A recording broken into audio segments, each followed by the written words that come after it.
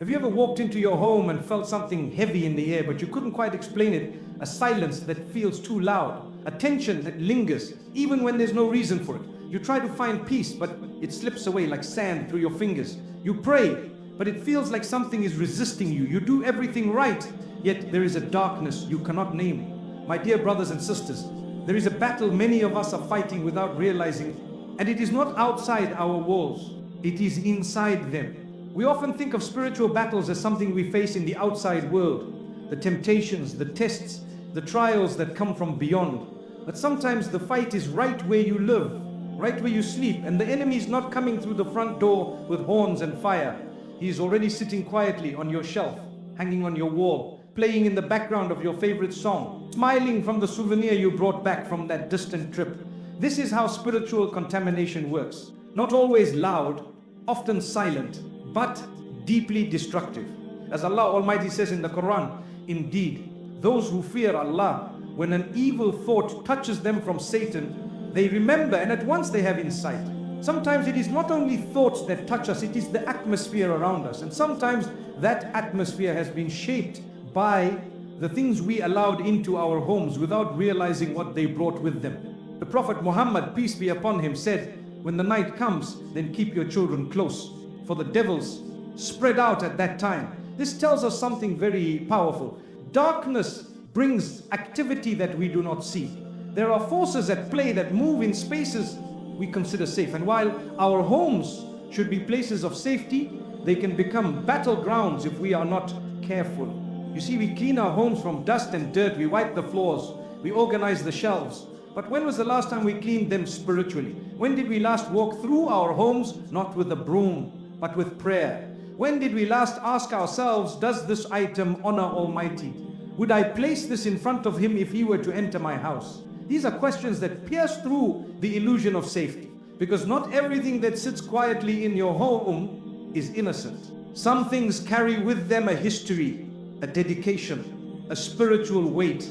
There are items that might have been gifted to you, handed down through generations, or picked up without a second thought. A statue, a carved figure, a piece of jewelry with symbols you never questioned, a book filled with dark ideas, music that celebrates the very things we beg Allah Almighty to protect us from. These are not just decorations, they are influences. They speak without words. They shape your space, your thoughts, your mood, your spirit. And the danger is not always in what we see, it is in what we cannot see. Because the enemy works through what is tolerated, through what is welcomed unknowingly. And when we allow things into our homes that are connected to falsehood, we risk inviting an energy that fights against the peace we so desperately seek. There was once a man who lived with constant arguments in his home. Every day was a battle. He blamed stress, work, his spouse. But deep down he felt something was wrong until one night he prayed for clarity. And as he walked through his home, his eyes stopped on an object. A sculpture he had bought years ago from a faraway market. It was beautiful, but he never understood its meaning. That night, something inside him told him to remove it. The next day, the atmosphere changed. He couldn't explain it, but the heaviness lifted. My beloved brothers and sisters, we cannot keep crying for peace while holding on to what blocks it. We cannot ask for light whilst surrounding ourselves with shadows. The peace of Allah Almighty is real, but so is the unrest caused by what invites the opposite. So I ask you now, not to judge, not to fear, but to reflect. What is in your home that does not belong? What are you allowing to sit in your sacred space that may be opening a door you never intended to open? This is not superstition. This is spiritual awareness. And when we begin to see with the eyes of our heart, we begin to realize that everything we allow into our homes has a voice. And if it does not speak of truth, of purity, of remembrance, then it is speaking something else. Let today be the beginning of a new awareness, not one of fear, but of awakening, not one of guilt, but of cleansing. You have more power than you think, not by strength, but by submission. When you submit to Allah Almighty and seek to fill your home with what pleases Him, His peace will follow. And when His peace enters, every darkness must leave. You do not need to understand everything to begin. You only need to be willing to let go of what does not belong. And when you do that, my dear brother, my dear sister, you will begin to feel something you haven't felt in a long time. Stillness, clarity, light. and the comfort of knowing that your home is no longer a battlefield but a sanctuary, a place where angels come, a place where hearts heal, a place where the presence of Allah Almighty is welcomed.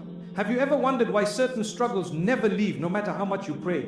You wake up every day and ask Allah Almighty for peace. You beg Him for relief. You fast, you cry, you plead, and yet the tension remains, the fear lingers, the confusion does not go away. Could it be, my beloved brother, my dear sister, that the very thing you are praying against is something you have unknowingly allowed to stay? We often speak of spiritual protection as though it only comes from what we do. We focus on our prayers, our good deeds, our worship. And yes, those things matter. But protection is not just about what you perform. It is about what you permit. Because the truth is, what you allow in your space will eventually shape your spirit. It will influence your thoughts, your feelings, your atmosphere. It will either invite the mercy of Allah Almighty or resist it. As Allah Almighty says in the Quran, and do not follow that of which you have no knowledge. Indeed, the hearing, the sight, and the heart, about all those will be questioned. You see, there is a responsibility on us, a trust, not just in what we say or do, but in what we allow into our homes, our lives, our hearts. Because silence is not always innocence, and ignorance does not stop conflict. The Prophet Muhammad, peace be upon him, said, whoever among you sees an evil, let him change it with his hand. If he cannot, then with his tongue. If he cannot, then with his heart. And that is the weakest of faith. Some of us have evil sitting in our homes right now. Not because we chose it intentionally, but because we never questioned it. We never asked, does this bring me closer to Allah Almighty, or does it pull me up? We think an item is just an item. A necklace is just jewelry. A sculpture is just art. A book is just paper.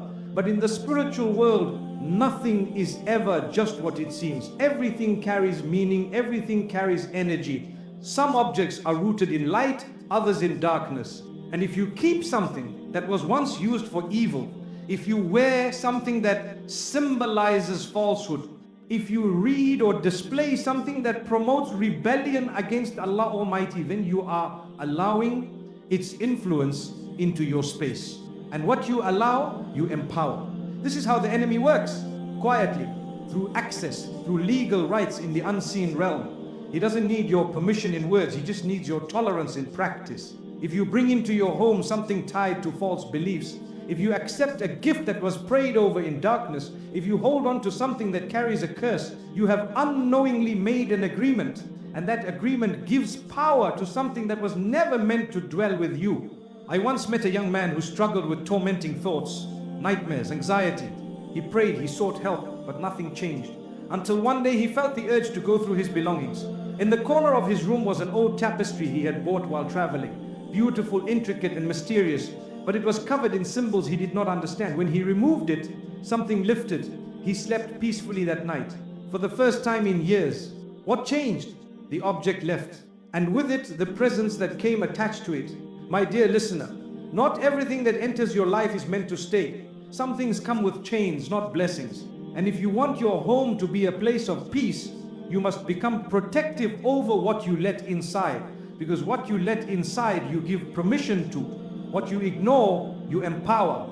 This is not about fear, it is about wisdom. It is about knowing that Allah Almighty has given you the ability to guard your space. Your home is your sanctuary. And when you fill it with things that honor Him, He sends His angels. His mercy descends, His protection surrounds. But when you fill it with things that grieve His commands, His peace begins to withdraw. And in its place, confusion comes, discomfort settles, restlessness grows. Sometimes the battle isn't in your effort, it's in your environment. You are praying for peace, but you are living in the middle of what prevents it. And no matter how much you try to ignore it, the impact will not go away until the invitation is removed. So today, ask yourself sincerely, what have I allowed that I would never openly invite? What have I tolerated because I thought it was too small to matter? What am I holding on to that does not belong in the home of someone seeking Allah Almighty's light? This is your opportunity to reclaim your space, not with fear, but with faith. Walk through your home, speak to Allah Almighty, touch your items, reflect on your walls, examine your shelves, and ask, does this welcome angels or repel them? Does this item help my soul or harm it? Because when you begin to remove what doesn't belong, you will feel something shift, the heaviness will begin to lift. the fog will start to clear, the atmosphere will slowly change. Not because of what you did, but because of what you undid.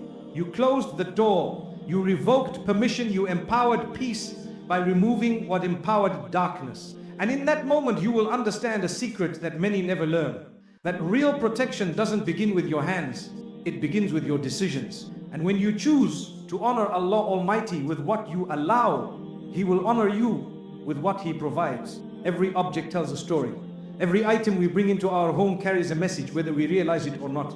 Some things speak of joy and remembrance, others whisper of pain and loss. And some, though silent to our ears, speak loudly in the unseen realm. You may think it is just a gift, just a decoration, just something small sitting on a shelf. But the question is not what it means to you. The question is what it represents in the spiritual world. There are moments in life when something feels off and no amount of prayer seems to lift the weight. You go from room to room seeking clarity, but it hides from you. You try to rest, but rest does not come. You speak words of truth, but something in the atmosphere feels like resistance. In those moments, pause and ask, what have I allowed to remain that may be carrying a story not written by Allah Almighty? As Allah Almighty says in the Quran, and whoever turns away from my remembrance, indeed he will have a depressed life, and we will gather him on the day of resurrection blind. Sometimes the depression we feel is not born from inside us. Sometimes it is carried into our homes through things that block the remembrance of Allah Almighty. The Prophet Muhammad, peace be upon him, said, angels do not enter a house in which there is a dog or an image. This is a profound teaching, not just about pictures or physical animals. It reminds us that the presence of angels is sensitive. They do not coexist with certain things. And if the angels withdraw, what remains? I remember speaking to a woman who shared her struggle with constant sorrow. She had tried everything, ruqyah, prayer, fasting, but the sadness followed her everywhere. One evening she decided to walk through her home while reciting verses of the Quran. As she moved, her heart tightened near a certain corner. There stood a shelf of artifacts, souvenirs from different countries. Beautiful, yes, but one item in particular made her feel uneasy. A small carved idol she had purchased during a vacation. She had never thought about it deeply, but that night she removed it. The next day, something shifted. She told me she felt like a cloud had lifted. Her children laughed more. The home felt lighter. It wasn't the act of throwing something away, it was what that act represented. She had closed a door she didn't know was open. There was a brother who battled with severe anxiety. He could not rest, his nights were filled with panic, and despite his prayers he felt no peace. One night he cried out to Allah Almighty asking for a sign. That night he had a dream of his old closet.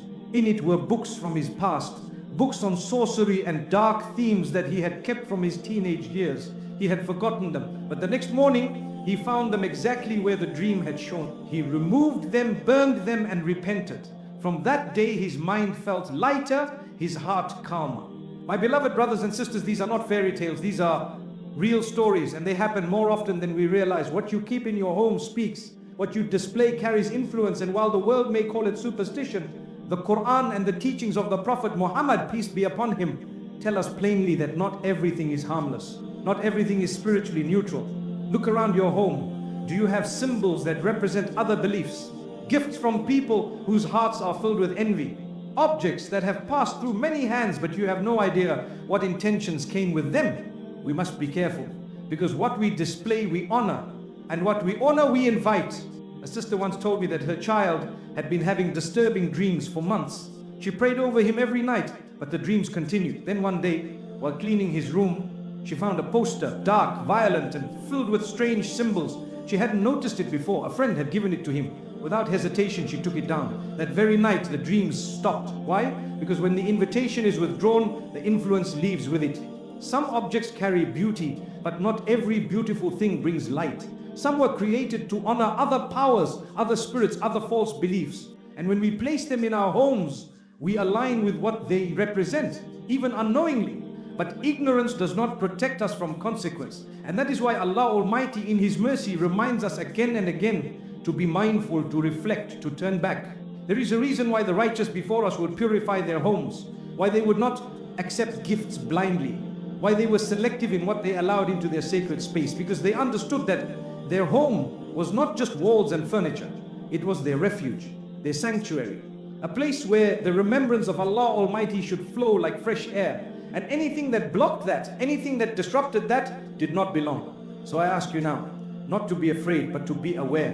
What stories are being told in your home through the things you have kept? What memories are tied to pain but still hang on your walls? What objects are rooted in falsehood but remain in your possession because they look harmless? Let this be your moment of honesty, your moment of courage. Walk through your home, ask Allah Almighty to show you what does not belong. He will guide you. And when you find it, do not hesitate, let it go. Because the sooner you remove the story that darkness wrote, the sooner you make room for the story of healing, mercy and light that Allah Almighty wants to write in your home.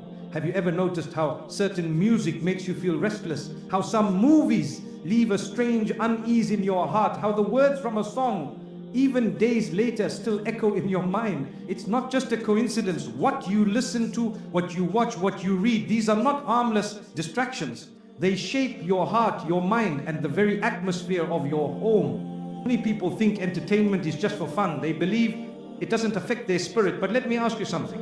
If entertainment is so harmless, why does it affect your mood? Why does it stir certain emotions? Why does it stay with you long after it ends? My dear brothers and sisters, we have underestimated the power of what we invite into our hearts through our eyes and ears. As Allah Almighty says in the Quran, and do not pursue that of which you have no knowledge. Indeed, the hearing, the sight, and the heart, all those will be questioned. The hearing, the sight, the heart, all three are connected. What you hear enters your heart. What you watch plants seeds in your thoughts, and those seeds grow whether you notice them or not. The Prophet Muhammad, peace be upon him, said, a person is upon the religion of his close friend, so let one of you look at whom he befriends.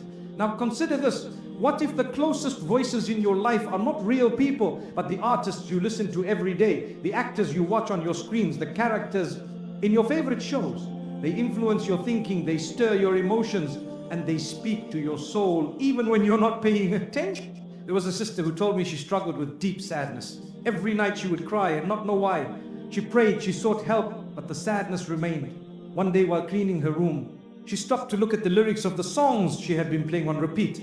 Songs about heartbreak, betrayal, and despair. In that moment she realized she had been feeding her spirit with sorrow. She made a choice that day. She removed every song that did not uplift her soul.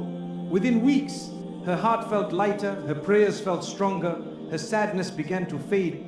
You see, what we consume, we become. If your home is filled with the sound of rebellion, darkness, violence, and hopelessness, how can peace dwell there? How can tranquility survive in an atmosphere where chaos is constantly playing in the background? Some people say, it's just a show, it's just music. It doesn't mean anything. But in the spiritual realm, it means everything. The enemy does not need your full attention. He just needs your permission. If you let his voice fill your home, he will not stay silent. He will speak through every lyric that mocks morality, every scene that celebrates what Almighty has forbidden, every story that makes disobedience seem normal or even beautiful. There was a young man who battled with uncontrollable anger. His relationships were breaking down. His nights were filled with guilt. When he sought advice, someone asked him, "What fills your time?" He listed his favorite shows, each one full of revenge, violence, and hate. He had been soaking in rage episode after episode, thinking it was just entertainment. But what entered his eyes had found its way into his heart. He made a decision that day. He removed every show that stirred anger in him. And slowly, something changed. His spirit calmed. His reactions softened, and the anger no longer controlled him. My beloved listener, if the peace of Allah Almighty feels far from your home, look at what you have allowed to speak into your environment. Not every voice belongs there. Not every message deserves a place in your heart. And not every form of entertainment is entertainment. Some things are subtle poison. They taste sweet at first, but they leave bitterness in your soul. Live in a time where darkness is wrapped in glitter, where disobedience is packaged as art, where sin is sold as freedom.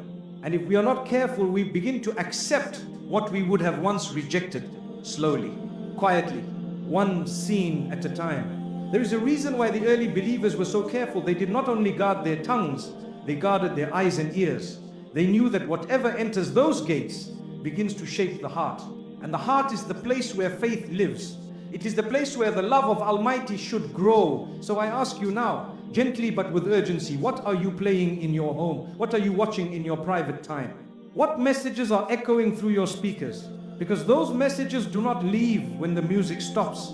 They linger. They rest in your walls. They shape the atmosphere of your space. You want peace? Remove what glorifies unrest.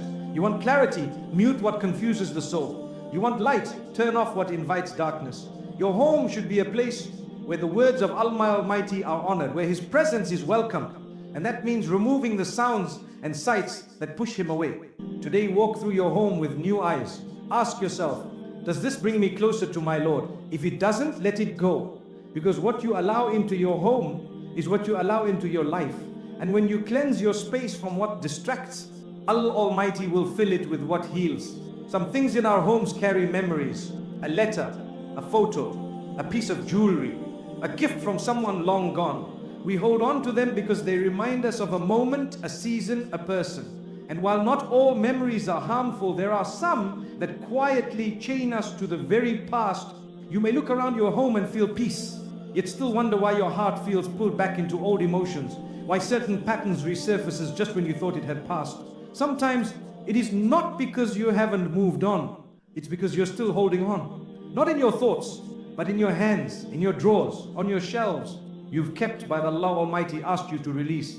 As Allah Almighty says in the Quran, and whoever puts their trust in Allah, then He is sufficient for them. Letting go is an act of trust. It is believing that when you release something tied to darkness or pain, Allah Almighty will replace it with something better. But if your heart is still tied to yesterday through what you've chosen to keep, how can He fill your life with the blessings of today? The Prophet Muhammad, peace be upon him, said, you will never give up something for the sake of Allah except that He will replace it with something better. These are not just words, they are a divine promise. But many of us delay our healing because we are still holding on to reminders of a past that brought more harm than growth. A sister once shared that she had left a toxic relationship years ago. She had done everything right. She prayed, she fasted, she stayed away, but the emotional pain remained. It clung to her like a shadow. One day, as she was cleaning, she found a box in the back of her closet. Inside were photos, letters, and a bracelet he had given her. Her heart sank. She hadn't thought about them in years, but the moment she held them, all the emotions came rushing back. She knew right then this was her anchor. The past had been allowed to live in her home through a few forgotten items. That day, she let them go. And from that moment, she felt something shift. The pain didn't vanish overnight, but it no longer ruled her heart. My dear brothers and sisters, some of us have filled our homes with memories we no longer need. Things from relationships Allah Almighty saved us from. Items connected to sins we've already repented from. Symbols of lives we no longer live. But as long as those objects remain, they serve as quiet ties to the past. And when you allow a tie to remain, the enemy uses it to pull you back. Not all chains are visible. Some are wrapped in silk and sentimental value, in the illusion of harmlessness. But spiritually they carry a presence. They carry energy. And when you keep them, you keep the door to the past cracked open. A door that Allah Almighty already closed for your protection. There was a young man who had embraced a new life of faith. He had changed his habits, his company, his surroundings. But he often felt spiritually stuck. During a deep moment of reflection, he remembered a drawer he never opened. In it were items from a time when he was far from Allah Almighty. He hadn't used them, but he also never let them go. That night, he made a decision. He emptied the drawer. As he threw each item away, he said quietly, I choose what Allah wants for me. And in that moment, his heart felt a freedom he hadn't known in years. It's not just about obvious items. Sometimes it's a song that reminds you of someone you should have forgotten. A gift that ties you to a person who harmed you. A souvenir from a place where your heart was far from Allah Almighty. These things may seem small, but they carry reminders. And reminders are powerful. Must ask ourselves honestly, if something was born from a time of disobedience, can it really carry peace? If something came from someone who pulled us away from our values, does it belong in a space where we want the presence of Allah Almighty? Letting go of sentimental items is not about erasing your past. It is about honoring your future. It is saying to your Lord, I am ready to receive what you have for me without dragging old pain behind me. And when you take that step, even if it hurts a little, the reward is far greater. Because Allah Almighty sees what you give up for Him. And He responds not with silence, but with mercy. So today, take a walk through your home. Look at the things you've been holding on to. Ask yourself, why is this still here? And if the answer is rooted in pain, guilt, or disobedience, then let it go. You don't need to carry yesterday into your tomorrow, especially when Allah Almighty has promised you something better. Free your hands, free your space, free your heart, and watch how the peace of Allah Almighty begins to flow into the places where old memories once lived. Because the moment you choose to release what is no longer yours, Allah Almighty gives you more than you ever imagined. Your home is more than just a place where you sleep. It is more than walls and a roof. It is where your soul finds rest. It is where you gather with the people you love. It is where you worship, where you break your fast, where you bow your head in prayer. And because of that, your home carries spiritual weight. It is not just a shelter from the rain. It is meant to be a shelter from darkness too. But many of us forget this. We spend time decorating, designing, organizing. We care about how clean our space looks. But how clean is the spiritual atmosphere? Do we invite the presence of Allah Almighty into our homes with the same attention we give to style and beauty? Or have we let things remain that block His mercy from settling inside? As Allah Almighty says in the Quran, my mercy encompasses all things, so I will decree it. For those who are mindful of me, give charity and believe in our signs. His mercy is wide, it is endless, but it rests where it is welcomed. It settles where hearts remember Him and where homes honor His name. The Prophet Muhammad, peace be upon him, said, do not turn your homes into graves. Indeed, Satan flees from the house in which Surah Al-Baqarah is recited. That hadith alone tells us how serious the matter is. A home that is filled with light will drive away darkness. But a home where no remembrance of Allah Almighty is found becomes empty in the worst way. Even if it looks beautiful on the outside, the soul can feel that something is missing. Now ask yourself, what kind of atmosphere have you created in your home? Is it a place where peace is felt when you walk through the door?